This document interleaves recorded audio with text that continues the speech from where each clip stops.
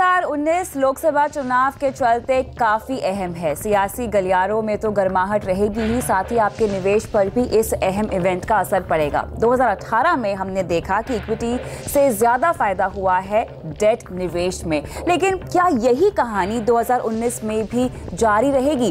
क्या होंगे आपके निवेश में जरूरी बदलाव जिससे आपका मुनाफा बढ़ेगा? आज योर मनी इसी पर विस्तार से बात करेगा। नमस्कार, मैं हूं आपके साथ कविता थपलियाल और आइए देखते हैं आज योर मनी का फोकस कहां पर है। डेट फंड के रिटर्न ने दी इक्विटी को मात, क्या अब लाएंगे डेट फंड पर दबाव? 100 साल के कवर वाला इंश्योरेंस कितना सही, बताएगा योर मनी।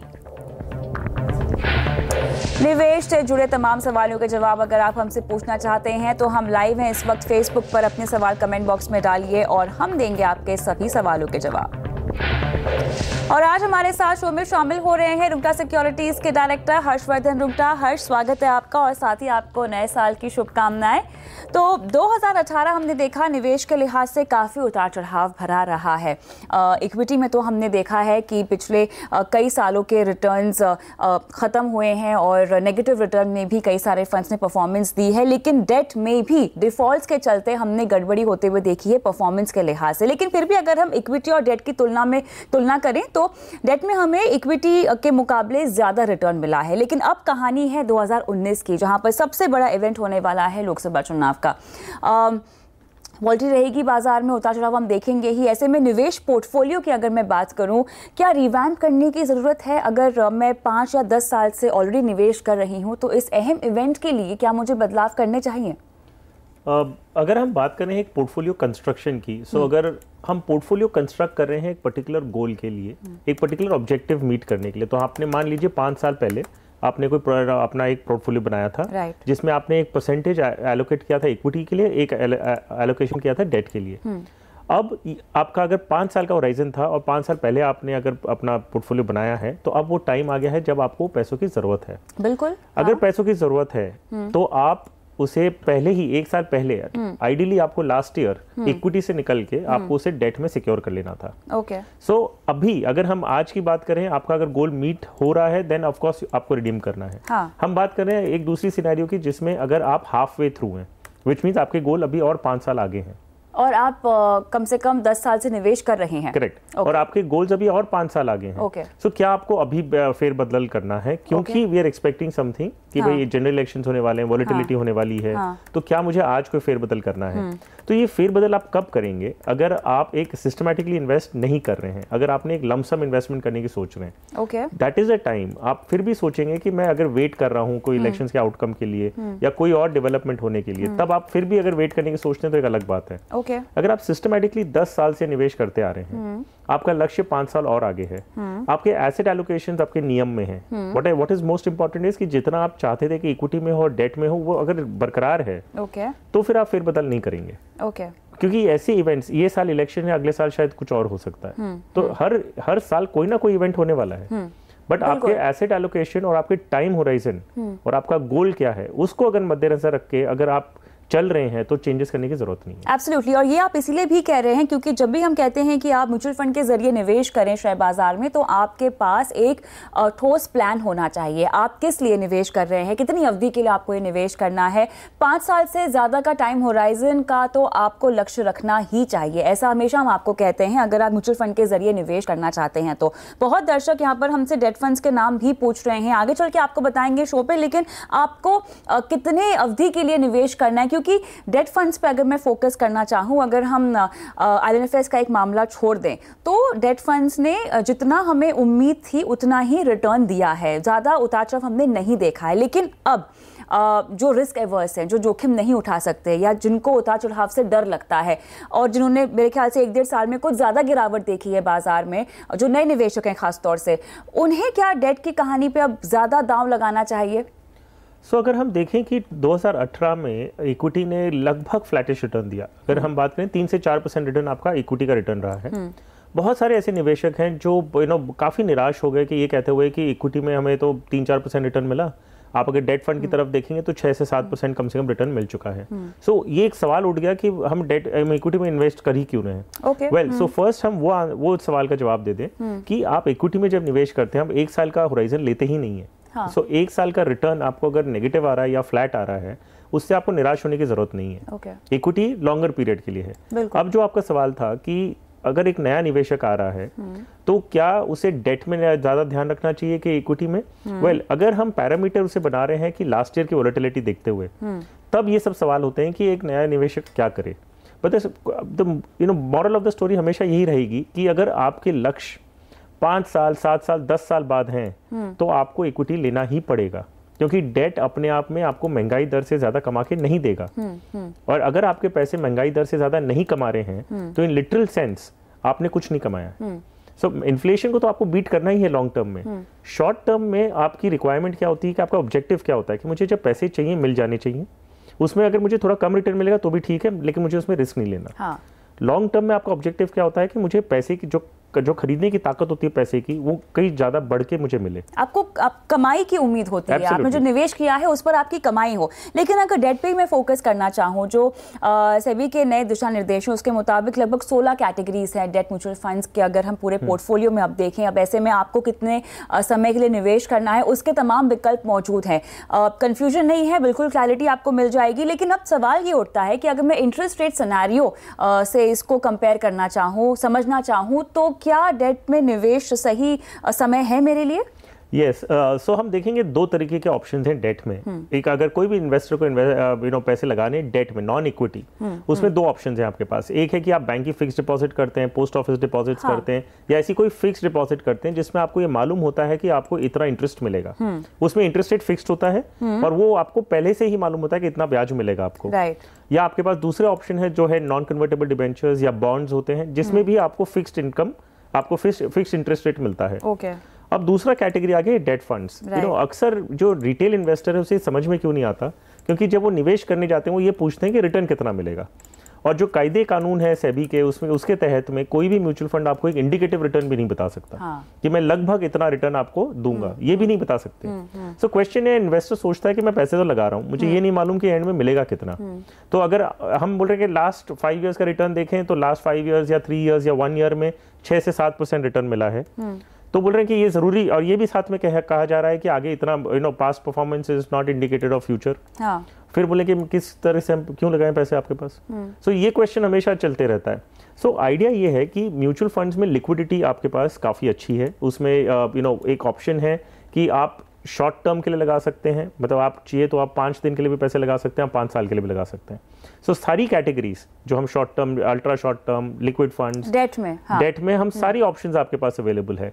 अगर आपका टाइम होराइजन फिक्स नहीं है, आप ये नहीं जानते कि आपको 6 महीने के अंदर चाहिए, हो सकता है ये 5 दिन में भी पैसे की जरूरत पड़ जाए, तो ये आपको लिक्विड फंड्स काम आते हैं। इसमें आप एफडी नहीं कर सकते, क्योंकि आप अगर 6 महीने की एफडी कर रहे हैं और 5 दिन में आपको पैसे चाहिए, तो उसमें काफी आपका नुकसान हो सकता है। पर इनमें निकालने पे कितना टैक्स लगेगा मुझ पर? सो टैक्सेशन पॉइंट ऑफ व्यू दोनों इक्वल हैं। अगर आप फिक्स डिपॉजिट पे इंटरेस्ट कमा रहे हैं और अगर ये 3 साल के अंदर आप निकाल रहे हैं, 3 साल के अंदर की है, तो आपको जो भी इनकम है वो आपके मार्जिनल रेट लगता है, जो भी आपका इनकम टैक्स स्लैब है, और वही टैक्स ट्रीटमेंट है आपके डेट म्यूचुअल फंड्स में। सो टैक्सेशन तो एक अलग इशू हो गया, ये समझना जरूरी है कि अभी निवेशक करे क्या। सो म्यूचुअल फंड्स में आपको हर कैटेगरी, हर टाइम होराइजन के हिसाब से एक प्रोडक्ट अवेलेबल है। ऑलराइट, चलिए फेसबुक के दर्शकों के सवाल भी अब शो में शामिल करते हैं। बहुत सवाल आ रहे हैं डेट फंड्स को लेके, डेट निवेश को लेके खास तौर से। जितेंद्र कुमार हमारे दर्शक फोन लाइन पर है। नमस्कार, कैसे हैं आप? हेलो जितेंद्र जी, आपको मेरी आवाज आ रही है? हाँ, जितेंद्र जी से बोल रहे हैं। हाँ, मुझे आपकी आवाज आ रही है। आपने योर मनी पे अपना सवाल डाला है फेसबुक पर। डेट म्यूचुअल फंड्स में आपको निवेश करना है ना जितेंद्र जी? ठीक है। अपनी टीवी की आवाज आप बंद कर दीजिए, मुझसे फोन पर बात कीजिए। आ रही है? हाँ ठीक है, मुझे भी आपकी आवाज आ रही है कि डेट फंड में इन्वेस्टमेंट जो है तो लमसम करना चाहिए या सिर्फ के द्वारा करना चाहिए? ऑलराइट, बहुत अच्छा सवाल है, क्योंकि हर्ष आपने कुछ देर पहले ही इस पर पूरी बात समझाई भी है। क्योंकि जो लोग लमसम निवेश कर चुके हैं उन्हें बदलाव करने की ज़रूरत है, लेकिन पोर्टफोलियो के लिहाज से। लेकिन डेट में अगर मुझे अलग से निवेश की शुरुआत करनी हो तो लमसम मैं करूं या SIP के जरिए करूं? सो इक्विटी में कहा जाता है, मैं पहले इक्विटी का आपको बता दूं कि अगर आपके पास लमसम पैसे हैं भी तो भी आप लमसम मत करिए, आप उसे हर महीने इन्वेस्ट करिए, या तो SIP के जरिए या STP। ऐसा आप इसलिए बोल रहे हैं क्योंकि ये साल बहुत अहम इवेंट्स हैं। इवन अदरवाइज कि इक्विटी पे आप एक साथ नहीं पैसे जमा करते हैं, आप सिस्टमैटिकली करते हैं ताकि मार्केट की हर लेवल पे आप उसमें निवेश करते रहेंगे। अब डेट की तरफ आते हैं। डेट का आपका उद्देश्य क्या होता है, ऑब्जेक्टिव क्या है कि आपको उस पर इंटरेस्ट कमाना है या रिटर्न्स कमाना है, विच इज नॉन इक्विटी और नॉन वॉलेटाइल। तो इसमें आपके पास अगर लमसम पैसे हैं तो आप उसे अगर बैंक में रख रहे हैं और वहां से आप SIP के जरिए निवेश कर रहे हैं तो कोई सेंस नहीं बन रहा, क्योंकि बैंक में भी आपको रिटर्न ब्याज ही मिलना है और यहाँ भी आपको रिटर्न्स आपको बॉन्ड के या जो अंडरलाइंग CPs या CDs हैं उसके रिटर्न उस पॉइंट ऑफ व्यू से मिलने, तो आप मार्केट की वॉलेटिलिटी को अवॉइड नहीं कर रहे हैं। ठीक है। सो अगर आपके लमसम है तो आप लमसम निवेश कर देंगे डेट में, और अगर आपका लमसम नहीं है, आपको सैलरी आने वाली है हर महीने और उसमें से आपको सिस्टमेटिकली सेव करना है, तब आप SIP करेंगे। सो इक्विटी मार्केट में अगर लमसम है भी तो भी आप शायद SIP का रास्ता लेंगे, और अगर डेट में आपके पास लमसम है तो लमसम ही निवेश करेंगे। चलिए आगे बढ़ते हैं और अगला सवाल मैं यहाँ लेना चाहती हूँ कृष्णा सोनी का। 2 लाख रुपए इन्हें इन्वेस्ट करने हैं, कौन से डेट फंड में निवेश करें ताकि फायदा हो? आपके समय की अवधि हम नहीं जानते हैं कृष्णा सोनी साहब, और जैसा कि हमने शुरुआत में कहा कि आपके पास 5 दिन से लेकर 3 साल तक के निवेश के विकल्प है, इतनी अवधि तक का निवेश आप कर सकते हैं। डेट फंड में ये विकल्प मौजूद है। इनका टाइम होराइजन हमें नहीं पता है, लेकिन अगर इन्हें मेरे ख्याल से 6 महीने से 1 साल का अगर नजरिया हो इनका, तो क्या रिकमेंड करेंगे आप? सो वेल, हम ये कहते हैं कि फंड्स की जो पोजीशनिंग है आफ्टर रीकैटेगराइजेशन, उसमें उन्होंने क्लियरली कैटेगराइज कर दिया कि लिक्विड फंड है, आपके पास अल्ट्रा शॉर्ट टर्म, फिर income funds, short duration funds, सारे ऑप्शंस अवेलेबल हैं। ये एक्चुअली क्या देखा जाए, एक स्ट्रक्चर बना हुआ है फ्रॉम कि फंड हाउस वो वाली स्कीम में कितने व्हाट टेन्योर का पेपर होल्ड करेगा, कितने टेन्योर का पेपर होल्ड करेगा। सो आप उसमें अगर नहीं भी जाते हैं, एक सिंपल रखते हैं कि शॉर्ट टर्म फंड्स अगर आप लेते हैं सो इट्स वेरी कन्वीनियंट, आपको ज्यादा इंटरेस्ट का उतार चढ़ाव का टेंशन नहीं होगा।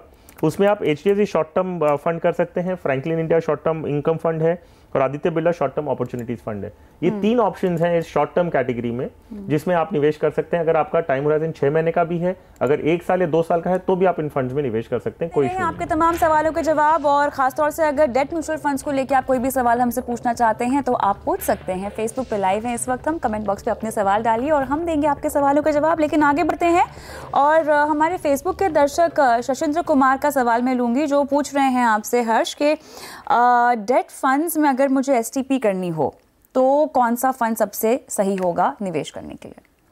सो डेट फंड में STP एज इन आप पहले डेट फंड में पैसे लगाएंगे और वहां से निकाल के आप उसे इक्विटी में निवेश करेंगे। That is what I am assuming, right? Okay, so इसमें ना आपका जो सिलेक्शन प्रोसेस होना चाहिए वो ये होना चाहिए कि आप कौन सी इक्विटी फंड में इवेंचुअली जाना चाहते हैं। सो आपका अगर आप डेट फंड में निवेश कर रहे हैं और वहां से पैसे निकाल के सिस्टमैटिक ट्रांसफर प्लान के जरिए इक्विटी में निवेश होगा, सो वो ज़्यादा ज़रूरी है कि इक्विटी स्कीम कौन सी है। सो आपको large cap, mid cap, small cap या मल्टी कैप, वो स्कीम पहले डिसाइड करिए। और आपने अगर मान लीजिए कोई फॉर एग्जांपल आपने ICICI value discovery fund choose किया है, सो ICICI की ही आपको लिक्विड फंड में पैसे लगाने होंगे। आप अदर वे राउंड मत देखिए कि मुझे कौन से लिक्विड फंड में लगा के उनकी कोई भी इक्विटी स्कीम में लेना है। तो मेरा सुझाव ये है कि पहले आप इक्विटी पोर्टफोलियो डिसाइड कर लें और जिस फंड में आप निवेश कर रहे हैं उसी फंड हाउस का आप लिक्विड फंड में जमा करिए पैसे और वहां से STP सेटअप करिएगा। ये ज़्यादा बेहतर तरीका है rather than going the other way round. Alright, आगे बढ़ते हैं और अगला सवाल मैं लेना चाहूँगी हमारे फेसबुक के दर्शक साइम प्रवीण का, और ये अपने पिताजी के लिए निवेश की रणनीति हमसे जानना चाहते हैं। पूछ रहे हैं कि 3 साल से ज़्यादा की अवधि वाले डेट फंड्स में अगर पेंशनर्स को निवेश करना हो तो वो कौन से डेट फंड्स होंगे, और साथ ही क्या रिटायर्ड इंडिविजुअल्स हाइब्रिड फंड्स या बैलेंस एडवांटेज कैटेगरी जैसे फंड्स में अग्रेसिवली निवेश कर सकते हैं या नहीं। तो मेरे ख्याल से रिटायरमेंट का जो पैसा है इसे सही तरह से ये बाजार में निवेश करना चाहते हैं, उसी पर रणनीति पूछ रहे हैं। टाइमिंग का हमें अंदाज़ा नहीं है कि इन्हें कितने समय के लिए निवेश करना है, लेकिन क्या अग्रेसिवली निवेश किया जा सकता है या अपने पूरे रकम का कुछ हिस्सा ये डाल सकते हैं हाइब्रिड फंड्स में? सो इनफैक्ट कविता, अगर हम बात करें रिटायर्ड लाइफ की, सो आप अब एक कोई पर्सन है जो रिटायर हो चुके हैं, अब उनको रिक्वायरमेंट क्या है? एक है कि उन्हें जो day to day living expenditure है वो उन्हें मान लीजिए आज से शुरू होके अंटिल ही इज अलाइव उस समय तक उनको पैसे हर महीने चाहिए फॉर खर्चे। सो खुद रिटायर हो चुके हैं लेकिन इन्फ्लेशन रिटायर नहीं हुआ है, खर्चे बढ़ते रहेंगे। सो आज जो आपको पैसे आने वाले हैं ये पैसे हो सकता है 10 साल बाद सफिशिएंट नहीं हो। बिल्कुल। सो आपको इक्विटी का एक्सपोजर थोड़ा बहुत लेना ही होगा। अब कितना आप इक्विटी एक्सपोजर लेते हैं, आप अगर 20% का इक्विटी एक्सपोजर ले रहे हैं या 80% इक्विटी एक्सपोजर ले रहे हैं, ये डिपेंड करता है आपकी बाकी सिचुएशन पे। अगर आपको पेंशन आ रही है जो सिक्योर्ड है और सफिशिएंट है आज की तारीख में, तो आप इक्विटी का ज़्यादा एक्सपोजर लेंगे, क्योंकि करंटली आपको पैसों की ज़रूरत नहीं है, इतनी ज़रूरत नहीं है। आपको हो सकता है 5 साल या 10 साल बाद जब आपकी पेंशन का जो रकम है वो सफिशिएंट नहीं होगी खर्चों के सामने, तब आपको इक्विटी की ज़रूरत पड़ेगी। करंटली अगर आपकी पेंशन इतनी सफिशिएंट नहीं है जिसमें आपका खर्चा नहीं निकल रहा है, तो आपका इक्विटी एक्सपोजर ओनली 20% होगा। कारण यह है कि आपको करंटली भी, प्रेजेंट में भी आपको इस कॉर्पस पे डिपेंडेंट है। सो इक्विटी एक्सपोजर कितना होना चाहिए ये डिपेंड करता है आप कितने डिपेंडेंट है उस पर्टिकुलर कॉर्पस पे। सो कोई भी फ्लैट ओपिनियन मत बनाइए, ये देखिए कि आप कितना इक्विटी एक्सपोजर ले सकते हैं depending on how much you are getting और आपका खर्चा कितना है। निवेश हो या इंश्योरेंस, सभी पर आपको देते हैं सलाह। और इस कड़ी में जयमिन कुमार रमेश चंद्र प्रजापति हमारे दर्शक फोन लाइन पर हमारे साथ है और इनका सवाल लाइफ इंश्योरेंस पर है। नमस्कार जयमिन जी, कैसे हैं आप? बस बढ़िया। और मेरा सवाल ये है कि एक्चुअली एगन लाइफ वाले ने 100 ईयर के लिए लेते हैं और दूसरी कोई ऐसी एजेंसी नहीं है कि कोई 100 ईयर के लिए देते हैं और 60 ईयर्स के ही देती है। कोई भी मान लो कि LIC हो, ICICI, कोई भी मान लो लास्ट में 60 या 70 तक है, वो 60 इनफ है और एगन इतना देती है, तो इसके पीछे कोई रीजन? और दूसरा ये सवाल था कि मैंने 80 ईयर्स का लिया है और मेरा 813 यानी कि 813 रुपीज का है और मैं अभी मैंने देखा तो मेरे सिटी में वडोदरा में मेरा फ्रेंड ने लिया है तो ये 764 रुपीज के अराउंड है। तो इसका रीजन क्या है? बस 2 सवाल का जवाब। कब लिया है आपने ये प्लान? मैंने 6 महीने हो गया। 6 महीने हुआ है और आपने अब तक 1 प्रीमियम भरा है। कितने भरे हैं आपने? नहीं, 6 महीने 6 प्रीमियम भरा ना। मैं पर मंथ पे करता हूँ। पर मंथ पे करते हैं। चलिए ठीक है। सबसे पहले तो 100 साल की इनकी कवरेज है। बहुत सारी पॉलिसीज ऐसी निकली हैं जिन्होंने 99 से लेके 100 ईयर्स, 99 से लेके 100 साल तक की उम्र के लिए आपको कवर करना शुरू कर दिया है और ये भी कंपनी उसी में से एक है। तो IRD के तहत अगर हम देखें तो इन्होंने कवरेज गलत नहीं दी है इनको। तो मेरे ख्याल से ये शॉक्ड इसीलिए है क्योंकि इन्होंने ऐसा कोई कंपनी के बारे में सुना नहीं होगा।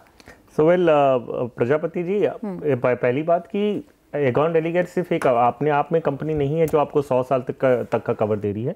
ICICI प्रूडेंशियल का भी और HDFC लाइफ भी आपको 100 ईयर्स तक का कवर देती है। So that's not the surprising element. तो आप उससे चिंतित मत हो। आपका ये सवाल था कि आपने जो प्रीमियम भर रहे हैं वो 800 रुपया महीने का भर रहे हैं और आपको सिर्फ, और आपके जो दोस्त हैं वो 764 भर रहे हैं। सो प्रीमियम काफ़ी चीज़ों पर डिपेंड करता है। Age is one of the factors कि अगर मैं समझ के चल रहा हूँ कि वो आपसे यंगर हैं और उन्होंने जो टर्म लिया है वो शायद उन्होंने 100 ईयर्स का नहीं लिया होगा, उन्होंने थोड़े कम का लिया होगा। सो प्रीमियम इन सब चीज़ों पे डिपेंड करता है कि आपकी हेल्थ स्टेटस क्या है, आपकी उम्र कितनी है और आप कितने लंबी अवधि के लिए पॉलिसी ले रहे हैं। सो ये मैं अज्यूम कर रहा हूँ कि आपके दोस्त जिन्होंने सस्ती में ली है वो थोड़े यंगर होंगे आपसे और उन्होंने या तो कवर कम लिया होगा या तो टेन्योर उनका कम होगा। सो आई थिंक यही कारण हो सकता है, बाकी और कोई कारण नहीं है कि उनका प्रीमियम अलग है और आपका अलग हो। और राइट। और दूसरा, इनको जो अपना कवर जो दूसरा भी लिया हुआ है उसमें ये बने रह सकते हैं, ये कंपनी चेंज करने की ज़रूरत नहीं है। नहीं, एक्चुअली कंपनी अभी जो इन्होंने एगॉन डेलीगेट की ले ली है पॉलिसी, सो आपको अगर आपने सब कुछ अच्छी तरह डिक्लेयर किया है अपनी प्रपोजल फॉर्म में, आपका क्लेम रिजेक्ट होने के चांसेस बहुत कम होते हैं। तो ये वहम कि अगर कंपनी पैसे देगी नहीं देगी, सो पॉइंट ये है कि अगर आप पॉलिसी जब ले रहे हैं सारी इन्फॉर्मेशन जो भी मांगी जाए आपसे वो सारी इन्फॉर्मेशन ऑनेस्टली और कंप्लीटली डिस्क्लोज करें।